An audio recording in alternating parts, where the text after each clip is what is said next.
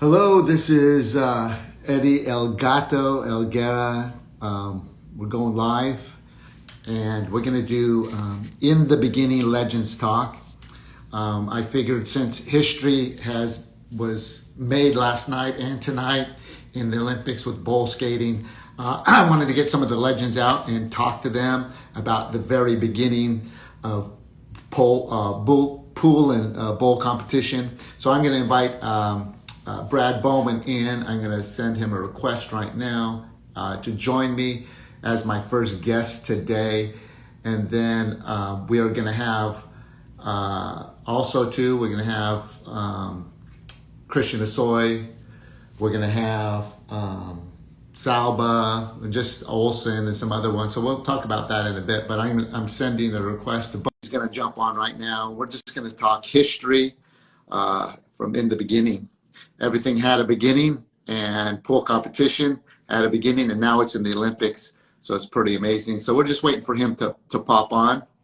I sent him the request, and then we're going to just talk the beginning days of pool and park skateboarding and how it started. And so, like I said, I'm going to be talking to some of the guys that agreed to come on. So while we're waiting for him, I sent him the request. I think he just needs to say, be connected. Let me try this again. Brad, if you're there, I saw you pop on. It looks like there's a request there. So go on your scan up a little bit and down and look for the request and push join. And then you should be all good.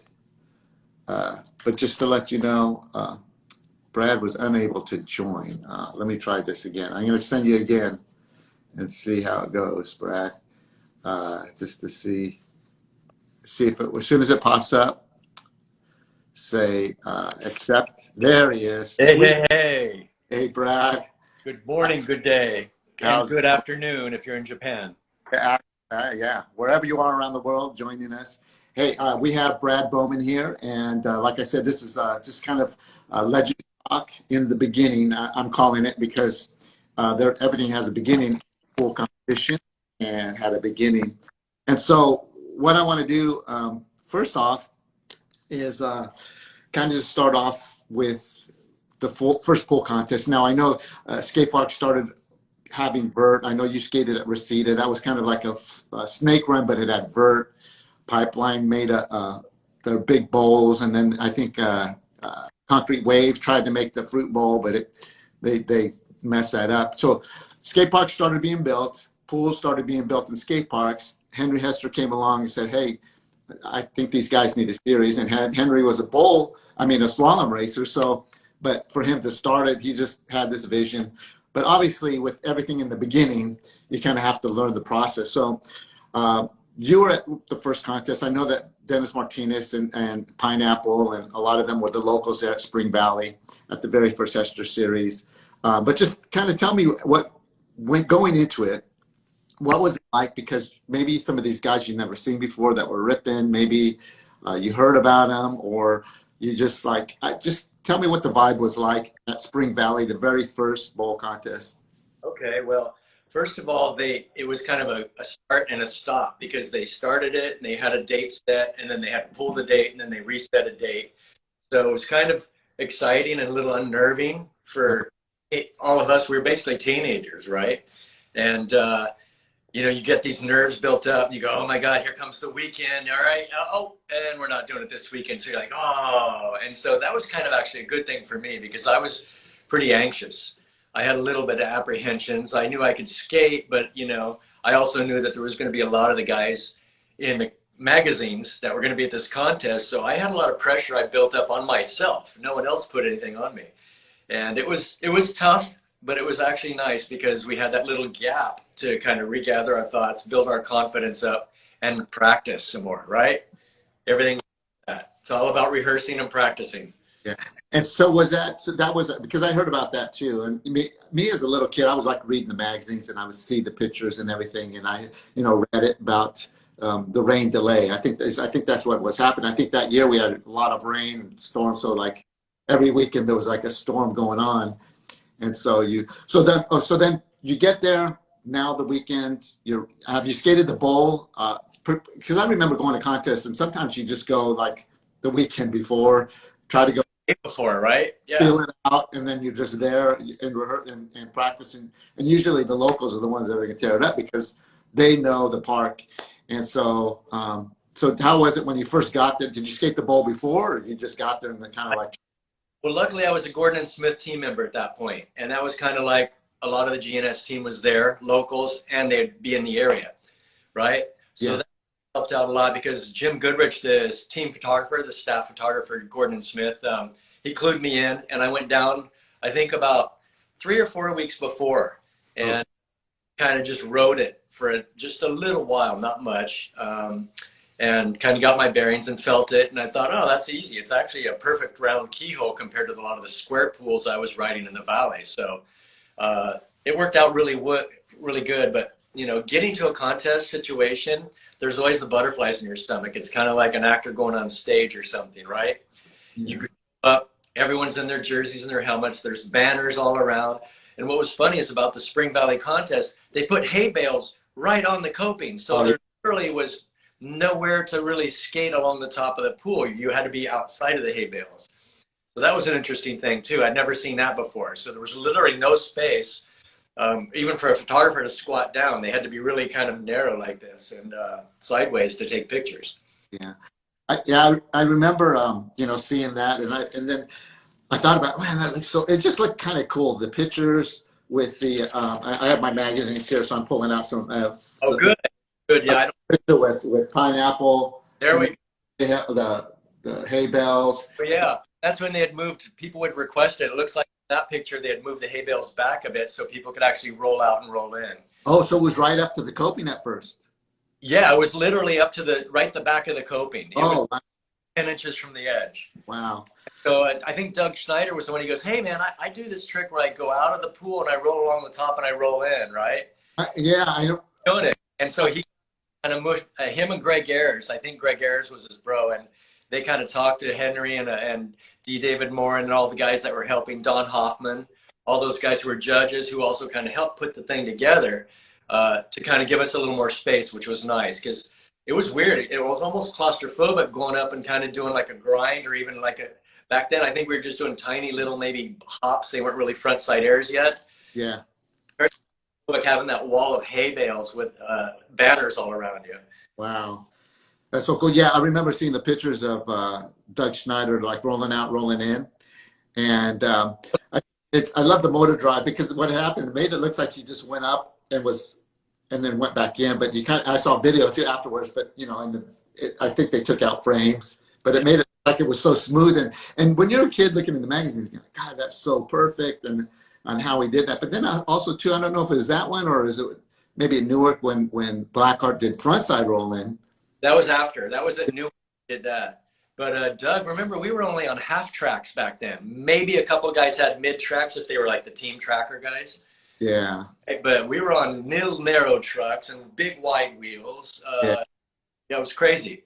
And it's crazy too because, you know, obviously you skated pools in the valley and that's what everybody that skated pools. And then they came to this and okay, this is kind of a bigger, it's not as tight, good tranny. Well, I'm sure I didn't know it was a good tranny. I mean, better than backyard pool probably, right? Right. It was. It was a little slippery too. I remember Spring Valley being super slick. Yeah. A lot of the wheels we were riding back then were a little harder, so a little more slides. Yeah. Guys were switching wheels like that right around that first contest. I think that's when Kryptonics came out, just before that. And guys were switching, even though they rode for a wheel company, they were riding Kryptonics. Yeah, now, as I noticed, I was looking in the magazine, I see like a lot of, you know, grinds and cars. Pineapple doing a frontside air. I think he's the only one in all these pictures. There was lots of cars, the longest carving wheelers and stuff like that. A lot of slides too, Cess slides and 540 slides. Actually, only a couple guys were doing 540s. I think Stacy did one. You know, Chris was doing, I think, a little bit of Cess slides back then. It was not big air moves. There was no big air moves, really.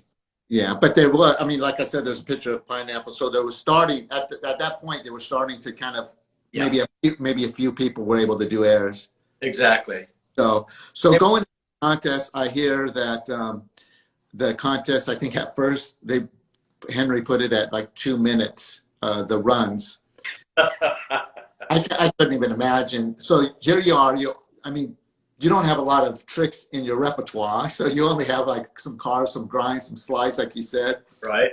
Having to do it for 2 minutes is like, even today, even the pros, the top of the top, I don't know. I mean, to go 2 minutes, that would be crazy. Yeah, it was a mega marathon. You know, the guys who were really conditioned to take forever runs, like Salba.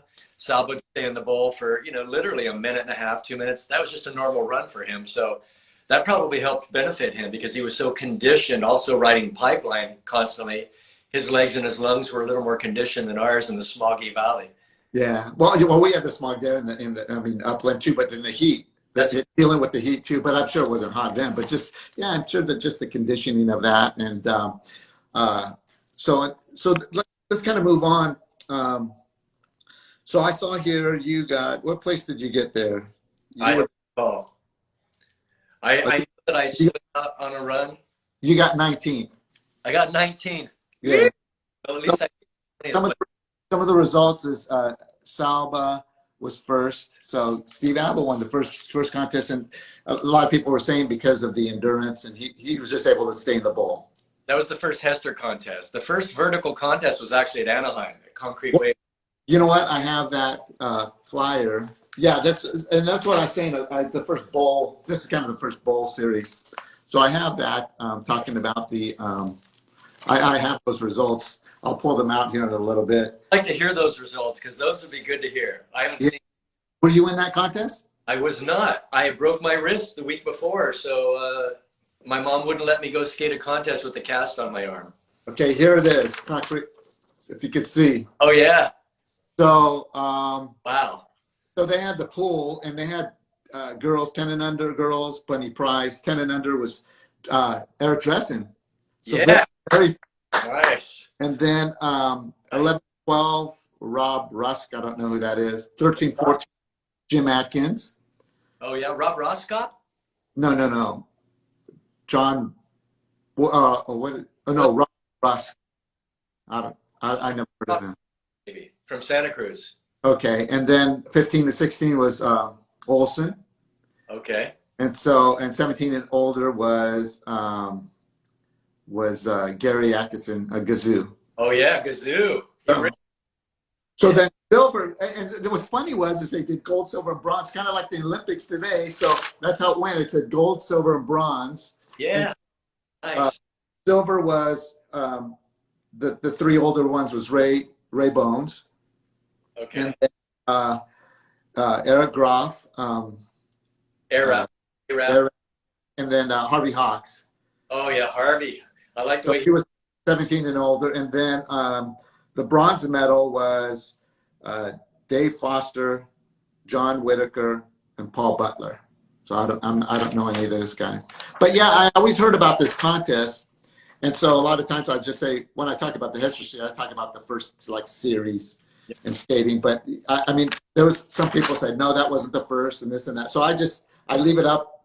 I'm not sure if it was or not, but that's what I heard. So let's go on. Hey, let's go on from here. Let's go. So kind of go first Hester series. I was looking at some of the things. Then the Upland, obviously going to Upland. How was that? That was huge. Sorry. Go ahead. I spoke over you. No. Now let's go to the next contest was Upland. They just their bowls. They were massive. And as a little kid, I would go skate, but I was so intimidated. So then they have that in the pipe. And then how was that contest? Did it kind of get better in terms of how much time you had in a run and judging and stuff? I think it was about the same. I think it was about the same time, wasn't it? I think it was the month after. Yeah, no, but I mean the time in the bowl, like our runs. I think it was 2 minutes. Did they still keep it at 2? I thought so. I remember being so tired at the end of my run that I didn't even want to take another run. How did you do at that contest? Were you getting better? I was, yeah, because Upland I was skating more frequently. Being from the valley, we were only about 45 minutes away back then. Let me see. I have the magazine here. I pulled out all the magazines here. So. Yeah. So, I'm looking oh yeah, you got 18th, and I think you got 19th at the other one. So you got a place higher. You, play, you placed up. And then from there, kind of going, um, went down to Newark. So this is when now Bobby Valdez comes in. Tell me about that, how he came in and did the invert. Oh yeah, well that was at Lakewood. That was his home park. Him and Daryl Miller. And obviously I was going to Lakewood a lot too in training because there was going to be a contest there. And No, man, but at the Newark Hester series. right. Yeah. But I predecessed that with going to Oh, Lakewood, Bobby Valdez oh and yeah. Daryl skating. And the first time I saw Bobby Valdez do that, I was like, "What the hell just happened? What's going on?" You know, Yeah. I didn't even get it. It was almost like the first time that Stacy showed me the Ollie by Alan Gelfand, which ironically would too. Um, on the West Coast, that's where he had, had taken him as kids. And but anyway, back to Valdez first. I saw Bobby do that trick, and I thought, did he just go up on his arm and grab the board and go back in? What happened? And I skated over to him like, hey, do that again. And he looked at me and goes, okay. And then he skated away and he thought about it and then he just rolled away. Like he's like, no, I'm not going to do that again for anyone. It was really funny. He didn't want to show me, right, or anyone. He's like, oh, these people are going to take my trick. And then then when he was at the contest, I mean, people like, okay, here's Bobby. Had he entered the other contests before? He may have, but I don't remember him being Okay. there. Because at this point, I think I was, I'd switched. I think I'd switched maybe from GNS to Sims at that point. Okay. I went from a big team and a lot of players to a smaller team with big names, because when I went into Sims, Jay Adams was getting a prototype board made. Benny Okay. there. Mark Hollander was there, Doug DeMontmorency. I mean, it was a pretty big team, actually, now that I think of the names that were there before me. Chris Stropel, Wally Inouye, they were all on Sims right before me. So I'm going, oh, man, I left this team that I was already on, and I'm on a team now where I'm starting back at the bottom, right? I got to work my way up the ladder. Yeah. That was just my reality. So when Newark came around, I'd seen Bobby skating Lakewood, and I thought, oh, there's that guy, man. He's going to do that trick and blow people's minds. And sure enough, he did.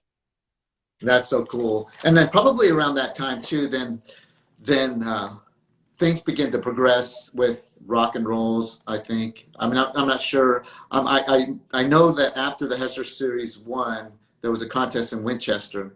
I was reading in the magazines. I was doing a little research, so I read in the magazine saying that the way that they judged was different. We're doing it different. And I think there was a picture of Tim Martin doing a rock and roll sequence at that contest. So I don't know if he had done it before as well. He did. He Okay. did doing it before because I was up there skating with the Santa Cruz boys from Hout, and Kevin Reed skates over to me and goes, "Hey, watch this guy right here with the real white long hair." I'm like, "You?" And he's like, "No, dummy, not me. This guy over here." And so Tim Martin drops in the bowl and he skates around. He's doing his stuff and he's good. And he does the rock and roll right kind of up by the left hip of the Winchester Park. And I'm like, again, what the hell just happened? Yeah. What's going on? How did that work? Yeah. Uh, Now, did you? I mean, like when you were seeing these tricks, what were you thinking? Kind of like more like, I want to learn those tricks, or is this like, what's going? I mean, I just. First, I was just blown away. I'm like, how did that guy just do that trick? Like Ollie, Alan Gelfand, he popped at the transition and went up and landed on the wall. And Stacy goes, "Did you see that?" I go, "Yeah, what happened?" He goes, "He calls it an Ollie pop." I'm like, okay. And then I saw Bobby Valdez do the hand plant. I'm like, well, what's that thing? What is that? And then the same thing with the rock and roll. I go, is that like a stall? It looked, because when he did it, he kind of came up and he slapped it real quick and then brought it back real quick, right? He just tapped it back in. No stall whatsoever, but it was a little bit of a cess slide to it when you'd tap it. And I thought, well, that's like 2 tricks or 3 tricks in one. How am I going to do that? I'll never be able to do that. Wow. Right? That's crazy. These were tricks that were, like so at the forefront of innovation that, you first you had to figure out what the hell happened. Then you had to figure out how you were going to learn it. Yeah. That's it. Naturally, the competitor says, I got to learn that trick. Yeah. Yeah. So, hey, I want to remind everybody that just popped on with us. We're with Brad Bowman.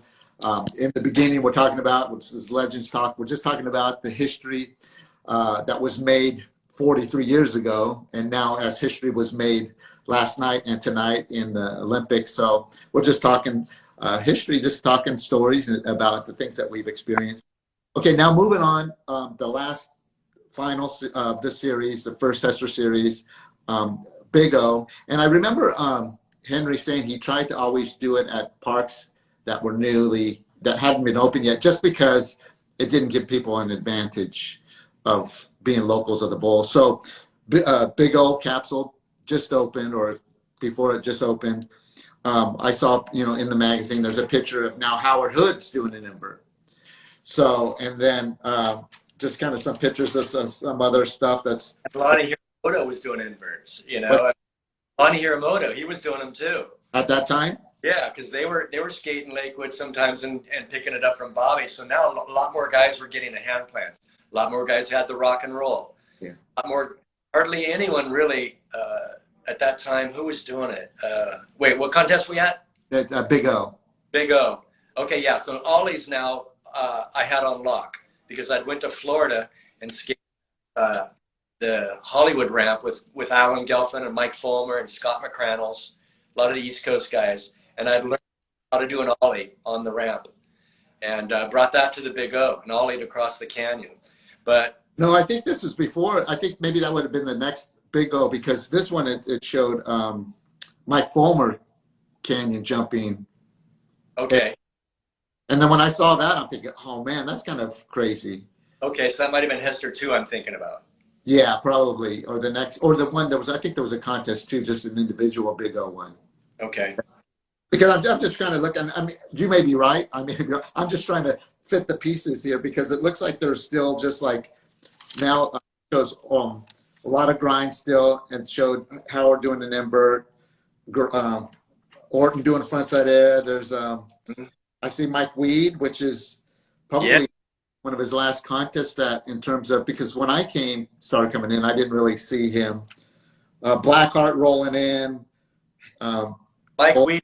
Frontside air, and I think Frank Blood doing frontside air too. So yes. I think there's a lot of frontside airs and stuff going on. Yep.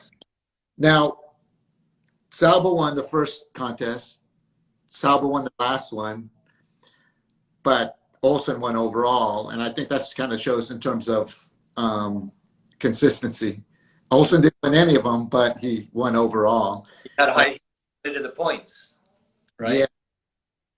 So that was kind of like the thing back then, in terms of being consistent. Exactly.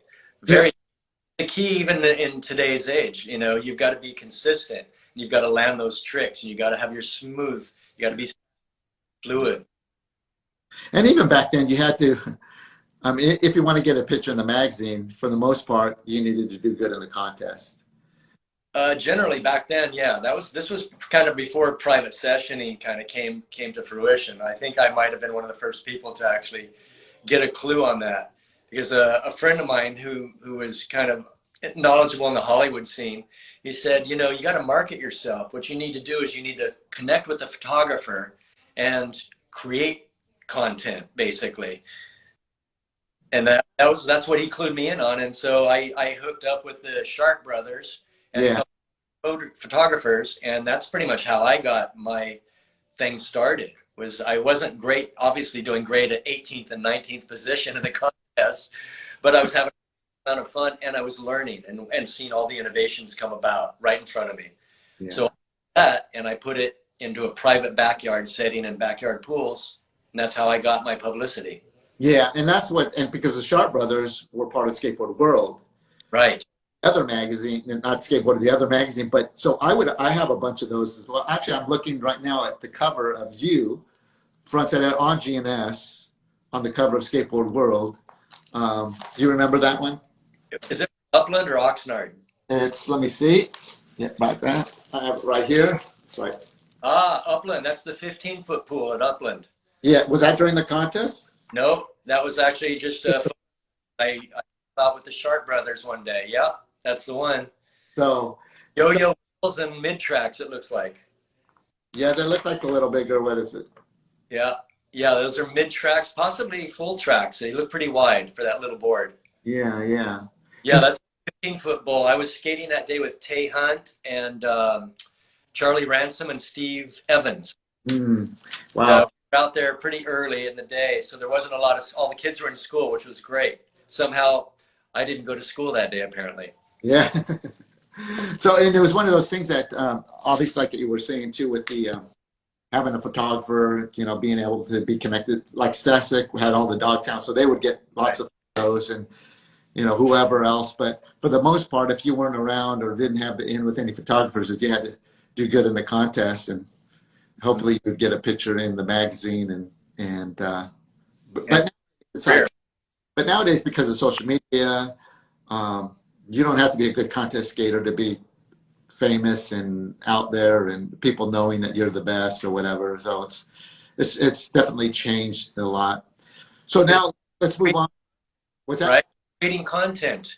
And that's basically what it is. As long as you're creating content and making yourself or someone else visible, there you go. You're creating a market. Yeah, yeah, true. So then moving on, Hester Series 1 ends. There's some contests in between. There's the Winchester contest, Oasis contest, but then it comes around to the Dog Bowl Pro. Ah, yes. Dog Bowl Pro. So at that time, I have a list. I think there was like 60 some people that entered that contest. And it was it was cool because I entered as an amateur. I just got on Hobie. I kind of entered as an am, but people that I would see in the magazines, Jimmy Plummer, Art Dickey, Dino Mueller, Shogo. There was David Ferry, Paul Hoffman. The LA Posse was in effect right there, right? Yeah, Let yeah. me question on you real quick. What's How that? did it feel to get on Hobie and wear that blue, red, and yellow and orange jersey? Oh man, you know what? Because my thing, I don't know if you notice right back here. There's the up above is the picture of Greg Weaver, the Oh, cover. oh wow, yes. So I went to the Animal Farm pool and recreated that just because I don't, I don't know any skater of that era that wasn't inspired by seeing that cover. Just because it's like in a pool, it doesn't matter whether he's less than halfway up or whatever. It just looks so cool. But because he was on Hobie, and then this board right here is my first board, which was a wood Hobie because I wanted one because Greg Weaver had one. And so for me, it was like, man, it was a dream of mine to be on Hobie. Unfortunately, at that time, Hobie was kind of beginning to go downhill, and it was like, it was funny because when I got on, and then I turned pro, and then I began to do like tricks, and I had like a full page ad with Kevin Moore, and then I had another page, and then it began to go shorter and shorter, and pretty soon I had a little square ad because they just, and I was just thinking, and right at that time, I was thinking I was the best at that time. I wasn't making any. Right. Do you know why that is? I actually talked to Mark Richards from Val Surf about that because him and Hobie were best friends. Oh wow, what happened? He actually helped Hobie start his skateboard company. Hobie was not into skateboarding, but he saw the reality of it. He talked to Mark. But basically, what happened in your era when you were there is he got into making these fiberglass catamarans, and he started caring less about skateboards because the catamarans were bringing him a much more bigger profit. Yeah. That's what happened. So anyway, but no, but for the question, yeah, it was a dream to get on Hobie. It's like, it's just, I mean, it was cool. You had, Yeah. the team, and so, but anyway, but going back to the double pro, and then like people like Tony Alva, I think that was probably his last contest of skating. Oh, I think, do you hear that squeaking? Is that your puppy? Yeah, honey, can you? Show us the puppy now. We got to see it. You got to bring the puppy on camera. Okay, Molly, come here, Molly. Come here. Come on. All right. All right, there she is. Oh, there's Molly. Oh, hi, Molly. Oh, beautiful. Hi. So, Hi, Brad. Oh, Elgira. I can't wait for you to come back out and stay with us again. I'm looking forward to that very soon. The kids keep asking about you. Once it drops under 100, I'll get over there. For sure. Right, Well, seriously. yeah, it was 120 yesterday. Woo. So, but anyway, so back to the Dogbowl Pro. Just all these guys, but then you had that killer photo of you that was two-tone, had the green board, the one that you just released. On the green machine, yes. Yeah, I mean, I have that was so cool. But so I entered as an AM, just kind of like crazy, nervous. I did the front You were side. in Dogtown, baby. Huh? Yeah, You were- yeah. Oh, yeah. It's like so intimidating seeing all these guys and just, but you know who was nice? Was the nicest was Jay Adams. Yeah. I didn't know him, but man, of course, all the Dogtown guys were like, oh man, heroes. But he was like the nicest guy to me. He encouraged me. He just says, go out and have fun and you're going to do good. And it's like, wow, this is Jay Adams telling me all this. But I did the frontside invert there in the contest. And so I have video of that too for the very first time. It's like, oh wow. So I did it there, but I was still am, and then I did like foot plants and stuff. And I don't know what I got. I was able to skate the second day. But after that contest, it seems like there were so many people that it dropped out. Hester Series 2 was coming in. Most of these guys dropped out just because, I don't know if it's because of, I don't know. Maybe you can let me know. You know what? To be honest with you, a lot of them dropped out because they became uncompetitive. They couldn't do the new tricks that you guys were bringing to the table. And believe me, I was intimidated as well. I was doing everything I could. Well, I wasn't doing everything I could. I could have done more, but I was doing what I thought I was enough to learn a couple of new tricks for each contest. And those guys, they're more surfer skaters. They go low and feel and the feeling of surfing. So they weren't into doing front side inverts and rock and rolls, a lot of them, Shogo, of course, was, and Polar Bear and, Hackett. But a lot of them started dropping off because the tricks became too gymnastic, was what they used to tell me. They'd be going, man, those inlanders who don't surf, they're doing all these gymnast moves. He goes, it's kind of weird and lame. And I thought, well, it's only lame really if you can't do it, So I'm going to keep trying to do them, even if they're gymnastic moves. I don't care. And that was the thing, like you said, that was the thing is I lived up in Lake Arrowhead, so it wasn't even inland. I was far away from anything, and I built me. Yeah. And it was one of those things. It's like, I'm not a surfer. As much as I would love to have been a surfer, but I wasn't. So I just tried to do tricks, I guess, and try to do what I could that felt comfortable in the bowls. Exactly. Well, I got to say, for not having surfing, you've got one of the best styles for a non-surfer.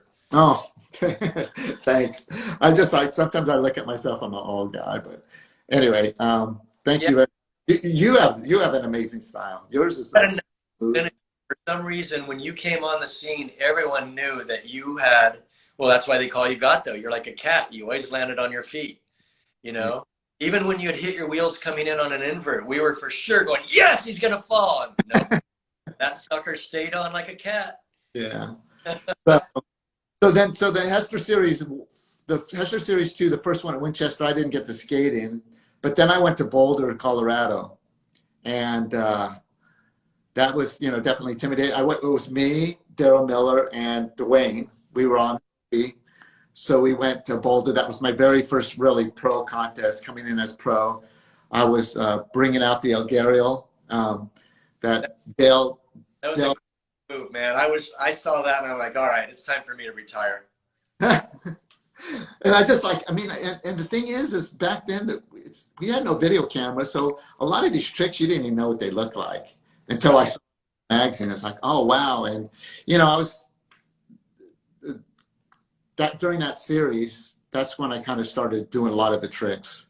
Like the next one, I won at that was at Del Mar. Remember, and they had the slalom, they had the half pipe, and they had the pool. So good. Oh. I love that we actually, out of the blue, we're just going to do a few different varieties, right? Yeah.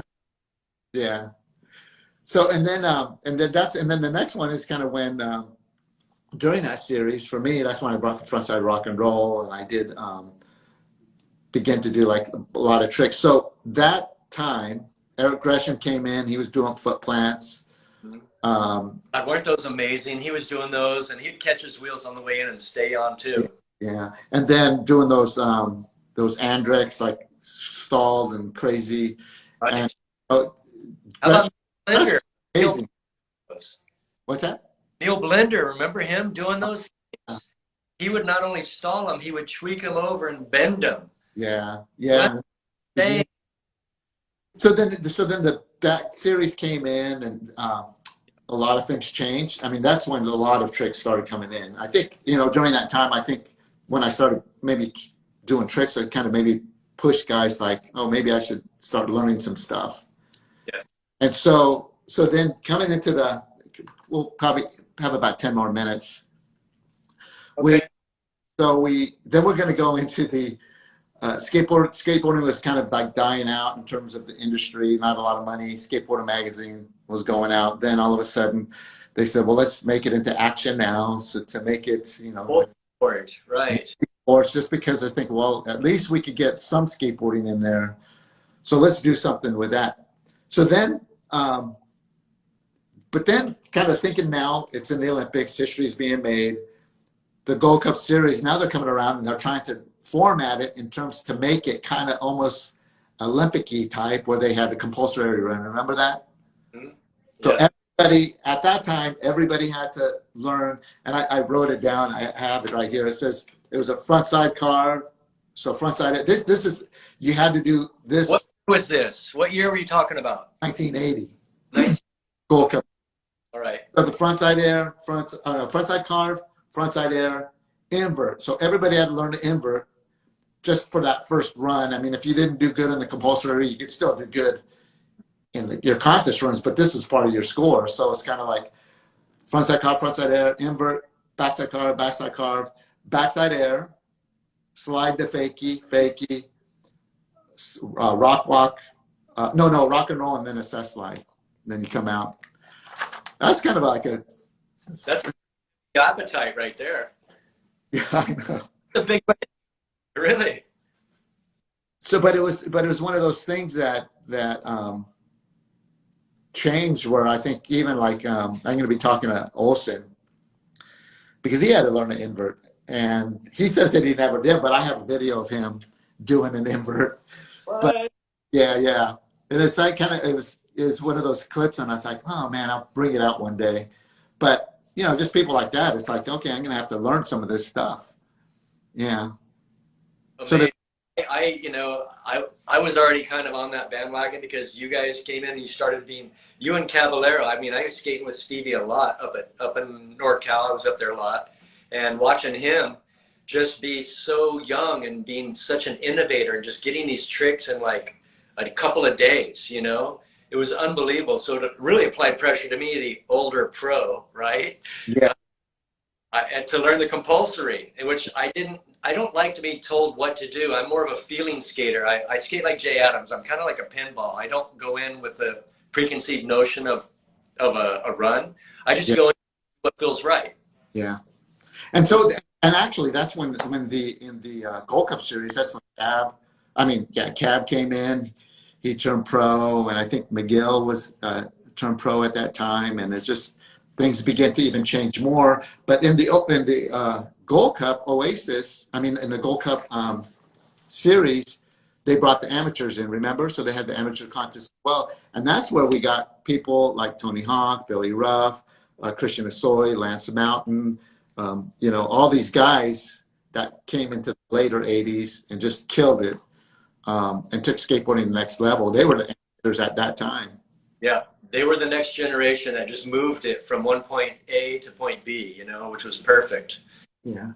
And still doing it, Yeah, and that's what I love about kind of when I started the Elgato Classic. I just wanted to honor the past to champion the future, and that's why I'm doing this. I just want people to understand. Here's these guys that made history. Here's these guys that didn't know they were making history. They were just doing it out of the love of. There wasn't no money. I mean, at the most you would get $1,000, and that's at the peak of $1,000. It's like, wow. I know some contests. I think there was one contest that I skated in at at Reseda, I think I got $100. Well, it's funny talking to this NFL, veteran NFL player. He was playing in the 50s and 60s.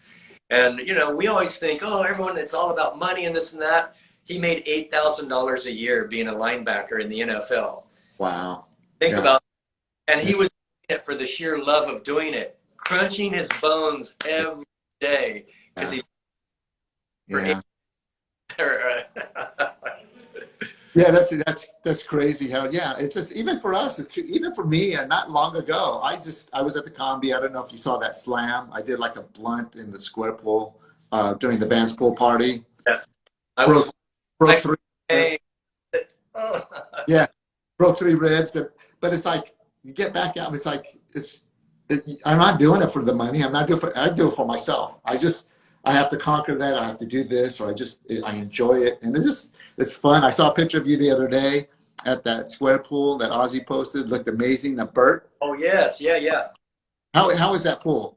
That pool, it's called the Equalizer for a very good reason. It makes boys out of men. You know, it's unbelievable. It's no joke. But that said, you can ride almost every part of this square pool. And the reason I got that photo is because I was there with the Black Label Boys from Northern California and Lance and oh boy, I forgot his name now. Anyway, there's a pretty heavy crew there. And so for a while just having fun. And then towards the end, they all sat down because we were there 4 hours. And I kept going. I kept trying to hit the shallow end further and further. And finally, instead of doing a grind, I decided to throw up a Burt, and MRZ happened to be in the shallow end, camera at me, and there you go. And that was so good. No, lucky moment. Yeah, it's so cool.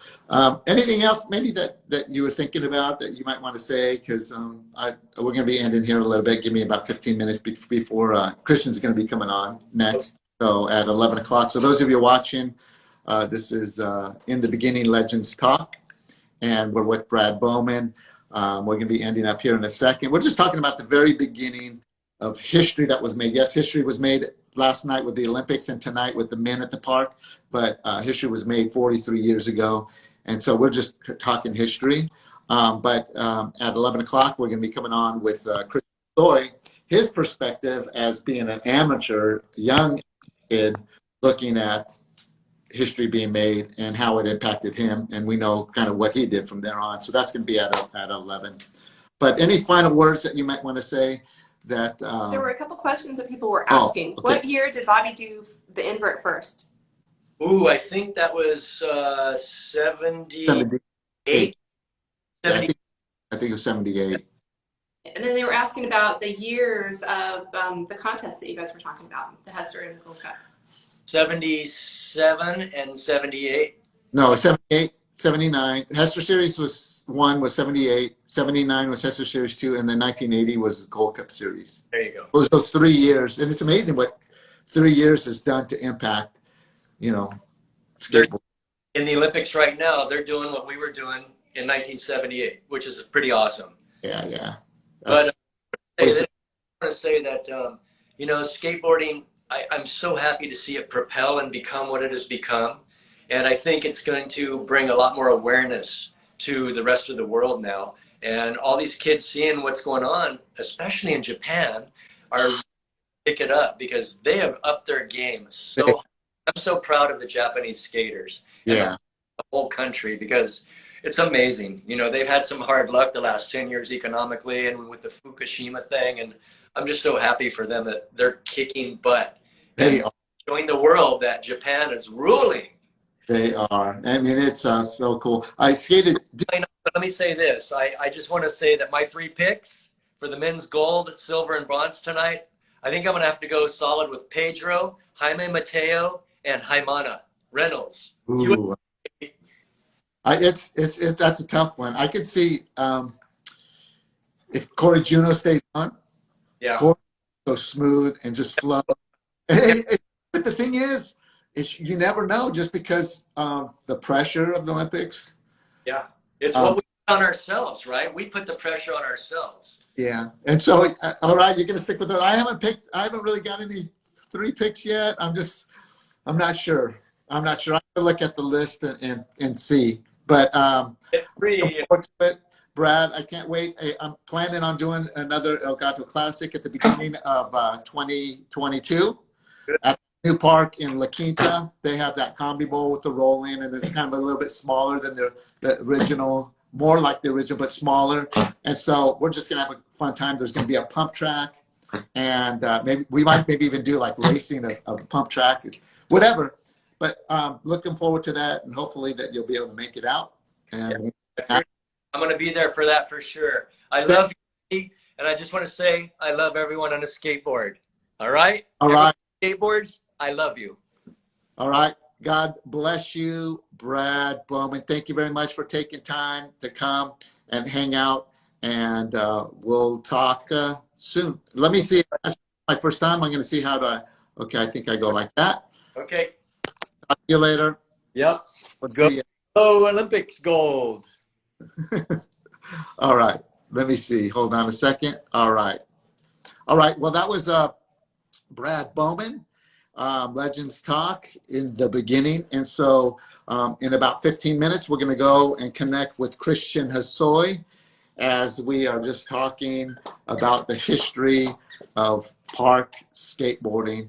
God bless you guys. We'll see you soon. Tune in if you can in 15 minutes. We'll see you later.